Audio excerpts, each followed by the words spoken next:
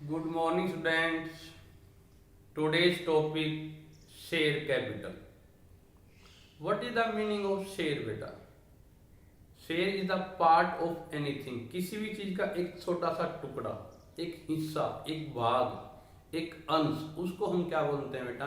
Share बोलते हैं। जैसे कोई ये चीज है, उसके अंदर दो टुकड़े कर दिए, एक ये शेयर हो जाएगा और एक ये शेयर। तो किसी भी चीज का एक part, that is called share.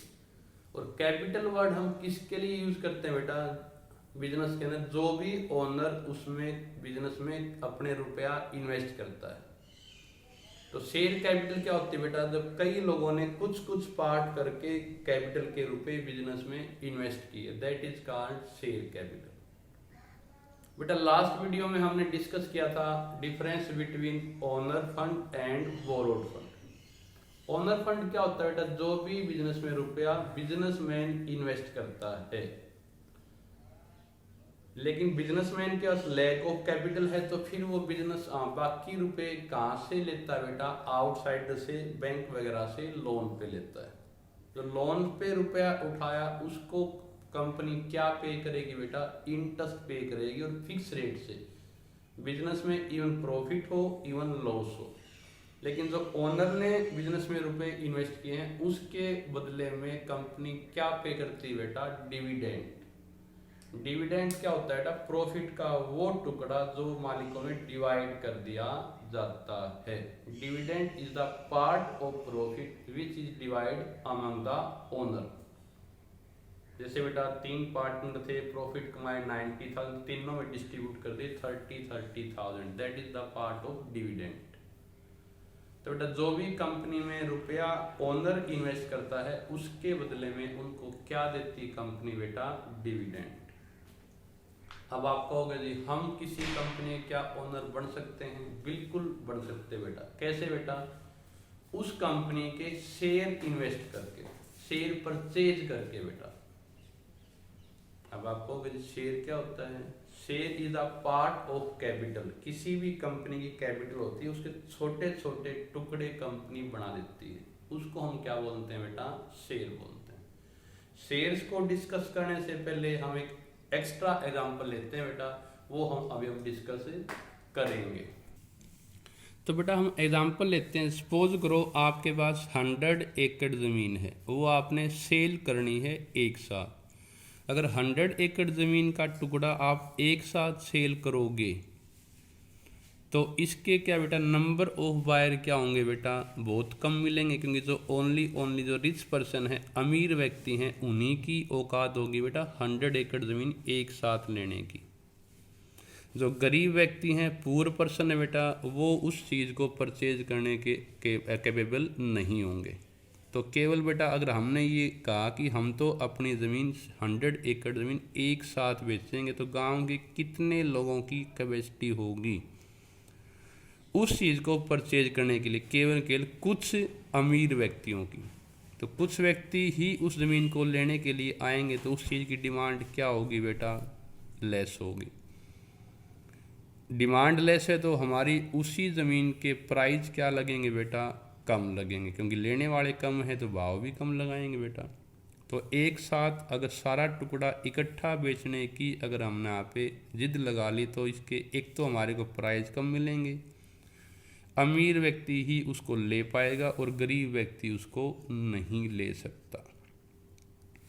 इसी का बेटा सेकंड ऑप्शन क्या है बेटा? अगर हमने उसी ज़मीन के प्लॉट काट दिए, टुकड़े कर दिए, सेल इन पार्ट्स, यानी प्लॉट काट कर हम उस ज़मीन को बेचेंगे, तो अब उस ज़मीन को केवल प्लॉट्स को केवल गरीब अमीर ले पाएंगे, या पुअर पर्सन भी परचेज कर सकते हैं, वो भी परचेज कर सकते हैं। तो जब उस चीज़ के लेने वाले ज़्यादा होंगे तो उस चीज़ की डिमांड क्या हो जाएगी बेटा? बढ़ जाएगी।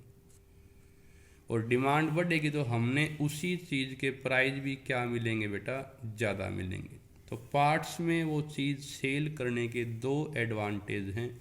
हमारे को उस चीज़ के भाव ज़्यादा मिलेंगे, प्लस गरीब आदमी भी उसको ले सकता है। सेम बात बेटा ऐसे ही मान लो हमारी ये कंपनी थी और हमने कहा भी हमने यहाँ पे जो 10 लाख रुपए की हमारी कैपिटल है और जो 10 लाख रुपीज़ लगाएगा वही हमारा कंपनी का ओनर बन सकता है।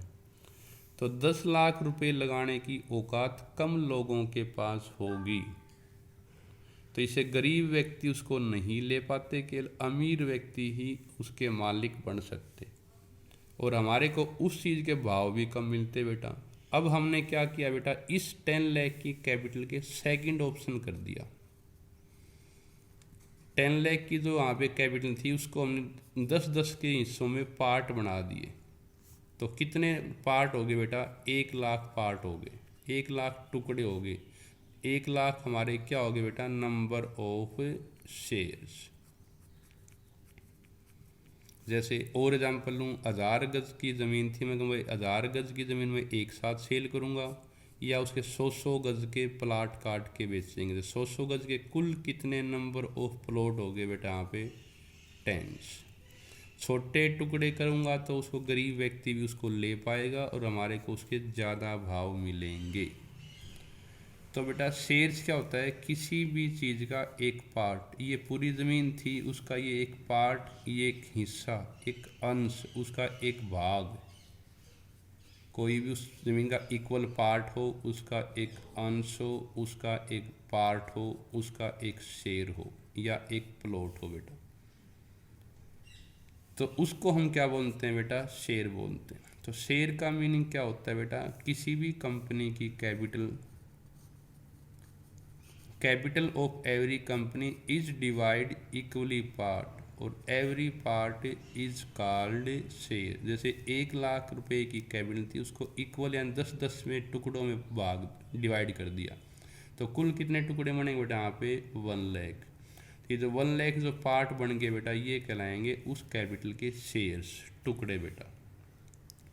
तो शेयर्स क्या होता है, capital of every company is divide equally part और every part is called share. और छोटे टुकड़े करने से क्या फ़ायदा है कंपनी को, एक तो बेटा गरीब व्यक्ति भी उस कंपनी के शेयर परचेज कर सकता है, आम आदमी भी, तो पुअर पर्सन उसको ले पाएगा और जब गरीब व्यक्ति ले पाएगा तो वो भी उसका कंपनी का मालिक बन सकता है, एक एडवांटेज। और उसी चीज़ के अगर वहाँ पे नंबर ऑफ डिमांड करने वाले ज़्यादा हैं तो हमारे को उस चीज़ के भाव 10 वाली चीज़ के भाव हमारे को फालतू भी मिल सकते हैं, हमारे को भाव ज़्यादा मिलेंगे और आम आदमी उस कंपनी के शेयर परचेज कर सकता है। इसलिए कोई भी कंपनी है बेटा वो अपनी कैपिटल को लमसम इकट्ठे अमाउंट में एक साथ सेल न करके उसे टुकड़ों में सेल करती है, छोटे छोटे पार्ट बना के। और जिसने मान लो ये कंपनी के शेयर परचेज कर लिए, मान लो आपने किसी कंपनी के 10 शेयर खरीदे हैं, तो 10 शेयर खरीदोगे और एक शेयर का मान लो भाव है @10 रुपीज़ ईच, तो आपने 10 शेयर परचेज करने के लिए कितने रुपए कंपनी को देने पड़ेंगे बेटा, 100। दूसरा बंदा अमीर है वो 100 शेयर खरीद सकता है बेटा, उसका भाव वही मान लो 10 रुपीज़ ईच है, तो उसने कितने रुपए पे करने पड़ेंगे बेटा, यहाँ पे 1000। तो कोई भी पर्सन कितने भी शेयर परचेज कर सकता है, वो उसकी कैपेसिटी पे डिपेंड करता है। कंपनी का एक शेयर कितने रुपए का होता है वो ऑलरेडी डिसाइड होता है। यही लगा लो बेटा, ये प्लॉट हैं, आपका जितने पैसे हैं आप उतने ही प्लॉट ले लो बेटा, आपकी मर्जी है। बस प्लॉट परचेज करने के लिए आपके पास क्या होना चाहिए बेटा, पैसा होना चाहिए। ये क्लियर पॉइंट यहाँ तक। तो अभी तक हमने डिसाइड यहाँ पे डिस्कस किया है कैपिटल का इक्वल पार्ट जो होता है उसको हम क्या बोलते हैं, शेयर बोलते हैं। और जिसने ये शेयर परचेज कर लिए उन व्यक्तियों को हम क्या बोलेंगे, मान लो 10 शेयर खरीदे हैं ए ने और 100 शेयर खरीदे हैं बी ने, तो जिन्होंने शेयर ले लिए उनको हम क्या बोलेंगे बेटा, यहाँ पे शेयर होल्डर। शेयर होल्डर क्या होते हैं, कंपनी में रुपया इन्वेस्ट करते हैं और उसके बदले में कंपनी उनको एक सर्टिफिकेट देती है कि आपने इतने शेयर परचेज कर रखे हैं। तो जिसने शेयर परचेज कर लिए उसे हम क्या बोलते हैं, शेयर होल्डर। नेक्स्ट टॉपिक बेटा, जो शेयर होल्डर होता है वो कंपनी में रुपया इन्वेस्ट करता है, उसके बदले में उसको क्या मिलता है बेटा, कंपनी के प्रॉफिट में हिस्सा। प्रॉफिट में हिस्सा, प्रॉफिट में हिस्से को हम क्या बोलते हैं बेटा, यहाँ पे डिविडेंड। अब नेक्स्ट टॉपिक है शेयर्स कितने टाइप का होता है। शेयर्स दो टाइप के होते हैं यहाँ पे, एक तो हमारा होता है इक्विटी शेयर, सेकंड हमारा होता है प्रेफरेंस शेयर।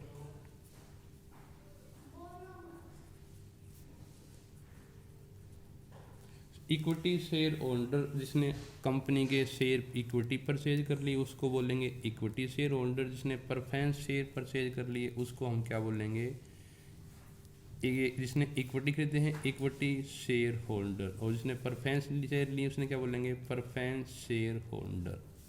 यहाँ तक क्लियर है। अब बात रहेगी बेटा इक्विटी और प्रेफरेंस में क्या डिफरेंस है। जिसने जो कंपनी के इक्विटी शेयर लिए होते हैं वो होते हैं कंपनी के एक्चुअल ओनर, वो कंपनी की जितनी भी मीटिंग होती है बेटा उसमें क्या कर सकते हैं, पार्टिसिपेट कर सकते हैं, पार्ट ले सकते हैं। और कंपनी की मीटिंग में पार्ट लेंगे तो उनको वोट डालने का क्या होता है बेटा, राइट होता है। और लेकिन इनको सबसे लास्ट में क्या मिलता है बेटा, कंपनी के प्रॉफिट में शेयर मिलता है। जब कंपनी अगर मान लो क्लोज होगी तो उनको रुपया जो उन्होंने इन्वेस्ट किया था वो सबसे कब मिलता है बेटा, उनको लास्ट में मिलता है। तो आज हमने टॉपिक डिस्कस किया है शेयर्स क्या होता है। Capital of every company is divide equally part और every part is called share. जैसे मैंने और एग्जाम्पल लिया बेटा, जैसे 1000 गज ज़मीन थी, 100 गज के प्लॉट काट दिए तो कितने टुकड़े बन गए बेटा, 10 टुकड़े इक्वल हो गए तो ये कहलाएंगे 10 शेयर, 10 पार्ट, 10 अंश, 10 भाग बेटा। छोटे टुकड़े करने से क्या फ़ायदा है, पुअर पर्सन उसको ले सकते हैं और हमारे को उसी चीज़ के भाव भी क्या मिलते हैं बेटा, कंपनी को ज़्यादा मिलते हैं। तो कंपनी छोटे छोटे टुकड़े करके बेचती, जो चाहे उस कंपनी के शेयर परचेज कर सकता है, अमीर और चाहे गरीब। लेकिन उसको परचेज करने के लिए उसके पास क्या होना चाहिए बेटा, पैसा आना चाहिए। ये नहीं कि जिंदल कंपनी में जिंदल ही मालिक है। जिंदल मालिक क्यों होता है, उसके पास अधिक शेयर होते हैं इसलिए उसका नाम होता है। और कुछ थोड़े शेयर मान लो कुछ लोगों के पास है तो वो भी कंपनी के मालिक हैं लेकिन उनकी मेजोरिटी कम होती है इसलिए उसका नाम नहीं होता। अपने यहाँ पे लगा लो विधानसभा में 90 MLA हैं लेकिन किसकी सरकार है बेटा, बीजेपी की, क्योंकि उनकी मेजोरिटी ज़्यादा है। लेकिन MLA तो कांग्रेस के भी होंगे, उनको भी वही राइट मिलती हैं, वही फैसिलिटी मिलती हैं जो सरकार के जो मंत्री हैं उनको मिलती हैं। लेकिन डिफरेंस क्या है, जिसकी मेजोरिटी होती है बेटा उसकी वहाँ पे रेपो होती है, उसकी चलती है, उसका नाम होता है। इसलिए जिंदल कंपनी में जिंदल का नाम क्यों, क्योंकि उसके पास 50% से अधिक शेयर होते हैं। अपने यहाँ पे कांग्रेस की सरकार नहीं है, सरकार बीजेपी, क्योंकि उसका ज़्यादा मेजोरिटी, ज़्यादा MLA हैं इसलिए। तो आज हम नेक्स्ट टॉपिक करेंगे बेटा इक्विटी शेयर के क्या एडवांटेज और क्या डिसएडवांटेज हैं। पहले बेटा इक्विटी शेयर क्या होता है, ऐसा कोई भी शेयर जो कंपनी के अंदर यहाँ पे इन्वेस्ट करता है वो कंपनी के क्या होते हैं बेटा, एक्चुअल ओनर होते हैं और उनको सबसे लास्ट में रुपया प्रॉफिट का मिलता है। पहली बात तो हम कैपिटल क्या है ये डिस्कस करते हैं। Capital that is mobilised bye issue share is called share capital. किसी भी कंपनी की कुल कितनी रजिस्टर्ड कैपिटल होगी वो कहाँ पे लिखा होता है बेटा, मेमोरेंडम ऑफ एसोसिएशन में। ठीक है, registered capital is divide, small unit is given amount और every part is called share. Example लिया है, कंपनी की रजिस्टर्ड कैपिटल थी 1 लाख की और उसको डिवाइड कर दिया बेटा 10 रुपये के 1 से, तो नंबर ऑफ पार्ट कितने बन गए बेटा यहाँ पे 10,000। तो ये 10 रुपये का एक पार्ट है उसको हम क्या बोलते हैं बेटा, शेयर बोलते हैं। हाँ, जो भी इक्विटी शेयर को इशू करके कंपनी ने जो रुपये ली उसे क्या बोलते हैं, इक्विटी शेयर कैपिटल। और इसके अब्सेंस में कंपनी बिजनेस स्टार्ट नहीं कर सकती। और जिस व्यक्ति ने ये शेयर परचेज किए हैं उसको हम क्या बोलेंगे, इक्विटी शेयर होल्डर। और ये इक्विटी शेयर होल्डर कंपनी के क्या होते हैं बेटा, रियल ओनर होते हैं। उनको कंपनी की मीटिंग में फुल राइट होता है वोट डालने का। वही कंपनी के डायरेक्टर को अपॉइंट करते हैं और इक्विटी शेयर होल्डर मैनेजमेंट के अंदर डायरेक्टली पार्टिसिपेट करते हैं और इनको रेट ऑफ डिविडेंड फिक्स नहीं होता। और equity share holder are paid dividend after paying dividend of preference. सभी व्यक्तियों का रुपया देने के बाद ही इनको प्रॉफिट का हिस्सा मिलता है। कंपनी के बंद होने के टाइम पे इनको रुपया बेटा सबसे लास्ट में मिलता है, preference share holder third party का रुपया देने के बाद। जो कुछ बच गया सारा इसके अंदर होता है। तो so that we said that maximum risk is borne by equity share holder. इनको प्रॉफिट के भी चांस है बेटा, अगर सारा कुछ देने के बाद एक्स्ट्रा प्रॉफिट है तो भी सारा इनका, लेकिन लॉस भी हो सकता है। लॉस तो मीन्स नहीं मतलब प्रॉफिट नहीं भी मिल सकता है अगर प्रॉफिट नहीं है तो बेटा। तो इक्विटी शेयर के क्या क्या एडवांटेज हैं। हमने इन्वेस्टर ने जो कंपनी, हमने मान लो कंपनी के इक्विटी शेयर परचेज किए तो हमारे को क्या फ़ायदा है। एक तो हम कंपनी की मैनेजमेंट एक्टिविटी में पार्टिसिपेट कर सकते हैं और हमारे को डिविडेंड के वे में हम अधिक प्रॉफिट कमा सकते हैं। कब, जब कंपनी बहुत अधिक प्रॉफिट कमाती है और औरों का डिविडेंड देने के बाद, डिवेंचर पर इंटरेस्ट देने के बाद या प्रेफरेंस शेयर होल्डर को डिविडेंड देने के बाद अगर प्रॉफिट बहुत अधिक बचता है तो वो सारा लार्ज अमाउंट का प्रॉफिट किस में बटता है बेटा, इक्विटी शेयर होल्डर में। और थर्ड वन क्या बेटा, टू अर्न कैपिटल प्रॉफिट। हमने 10 रुपया शेयर परचेज किया है, लगातार हमारे को बहुत अधिक इनकम के तौर पे प्रॉफिट मिल रहा है तो हमारे मार्केट में उस शेयर का भाव इंक्रीज होता है और उसको बेच के, जैसे 10 रुपये का शेयर था उसकी मार्केट वैल्यू होगी 1000। उसके रेट कब बढ़ेंगे बेटा, जब कंपनी लगातार प्रॉफिट में चलती है। तो हम उसको 10 रुपये का शेयर 1000 में सेल करके हम 990 हम कैपिटल प्रॉफिट भी कमा सकते हैं। अब इक्विटी शेयर इशू करने से बेटा कंपनी को क्या एडवांटेज है। एक तो अरेंजमेंट ऑफ परमानेंट कैपिटल, क्योंकि मालिकों ने जो रुपए लगाए हैं वो कंपनी लाइफ टाइम में उसके रुपए वापस नहीं करने पड़ते, कि उसके रुपए कंपनी के बंद होने के टाइम पे ही वापस करने पड़ते हैं।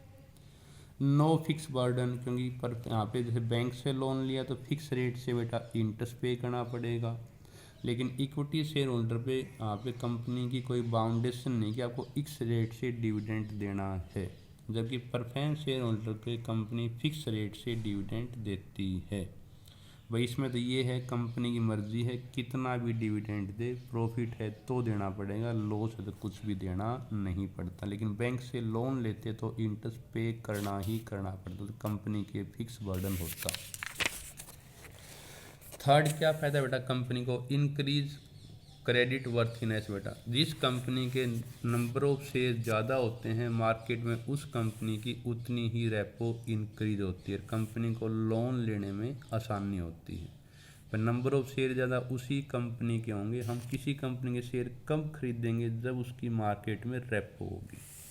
No need of mortgage, bank से लोन लेंगे तो कोई ना कोई एसेट हमने बैंक के पास एज ए सिक्योरिटी गिरवी रखनी पड़ती है। लेकिन शेयर इशू, शेयर कौन देगा, कंपनी का मालिक। कंपनी जब उन शेयर रुपये लेगी तो बदले में कोई एसेट उसके पास एज ए सिक्योरिटी गिरवी रखनी नहीं पड़ती। मॉर्गेज का मतलब बेटा कोई एसेट उसके पास जिससे रुपये लिए हैं एज ए सिक्योरिटी गिरवी रखना। तो ये एडवांटेज थे कंपनी को। अब इसके लॉसेज लिमिटेशन क्या बेटा, अगर हमने कंपनी के इक्विटी शेयर लिए हैं तो हमारे को क्या ड्रॉबैक होंगी। एक तो बेटा इनकम अनसर्टेन, यानी कोई फिक्स इनकम नहीं होती। कंपनी प्रॉफिट कमाएगी तो ठीक मिल जाएगा और प्रॉफिट नहीं कमाए तो हमारे प्रॉफिट कुछ नहीं मिलता बेटा। तो इसकी शेयर इक्विटी शेयर परचेज करने से हमारी इनकम कोई फिक्स नहीं होती, क्योंकि फिक्स रेट ऑफ डिविडेंड नहीं होता। लॉस ड्यू टू रिसेशन, अगर मंदी का टाइम है तो मंदी के टाइम पे कंपनी को प्रॉफिट नहीं होगा तो उस टाइम हमारे को कोई अमाउंट नहीं मिलेगा। प्लस मार्केट में हमारे शेयर के भाव भी गिर जाते हैं तो हम कैपिटल प्रॉफिट नहीं कमा सकते। अब अगर हमने लोन दिया है किसी का तो फिक्स रेट से इंटरेस्ट मिले ही मिलेगा बेटा, इसमें कोई रेट ऑफ डिविडेंड फिक्स नहीं होती। तो जब कंपनी घाटे में है, लॉस में है, तो ना तो हमारे को प्रॉफिट मिलता और रेगुलर लॉस होने से कंपनी के शेयर का भाव भी क्या होता है बेटा, गिर जाता है। Loss due to liquidation, liquidation means बंद होने के टाइम पे कंपनी को, अगर कंपनी बंद होती है तो उस टाइम भी हमारे को लॉस हो सकता है। अगर कुछ रुपये, क्योंकि हमारे को रुपया बेटा सबसे लास्ट में मिलता है और लास्ट में रुपया ना बचे तो फिर हमारे को लॉस होगा। At the time of winding up of company equity share holder are paid back last of all, सबसे आखिर में रुपया मिलता है। If the amount is loss is very large, अगर कंपनी पहले ही घाटा बहुत अधिक है तो इक्विटी शेयर होल्डर में भी डिप्राइव्ड फॉर देयर कैपिटल, तो उन्होंने अपने कैपिटल से भी हाथ धोना पड़ सकता है।